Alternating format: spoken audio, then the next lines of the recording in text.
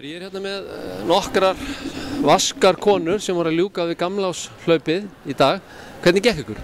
Bara mjög vel. Ljómandi bara. Framar öllum vonum. Framar öllum vonum. Fyrsta gamláslaupið. Já. Við allavega mættum og klárum. Fyrst okkar allra? Já.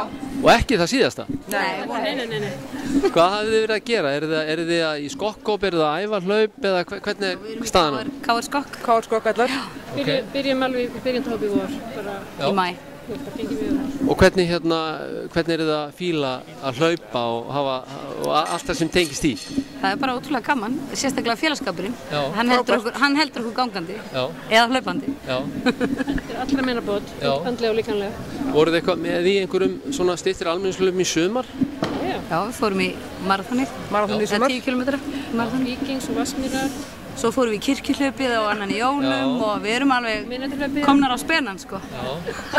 Og allt jafn gaman er það ekki? Allt jafn gaman. Finnst ykkur eitthvað erfiðar að hlaupa svona á veturnar?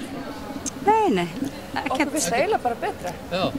Komast út meðan daginn í birtuna eins og helgar, það er dásamlegt. Er þetta ekki bara spurningin að klæða sig? Algjörlega.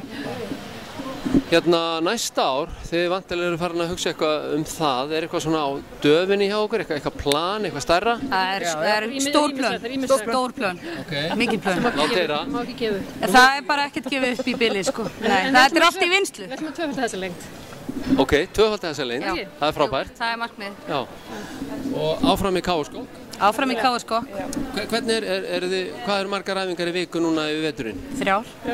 Þið mætið að sjálfsögðu allar? Nánast alltaf, sko. Nánast alltaf. Já, ykkaðingar líka? Nei, ef við komum sem ekki, þá bætum við upp. Þannig að hlaupið í dag er búið, en framundan er bara gott hlaupár. Já. Þið ætlaði að vera með í hlaupum á næsta ári? Ekki spurning. Takk fyrir þetta. Takk.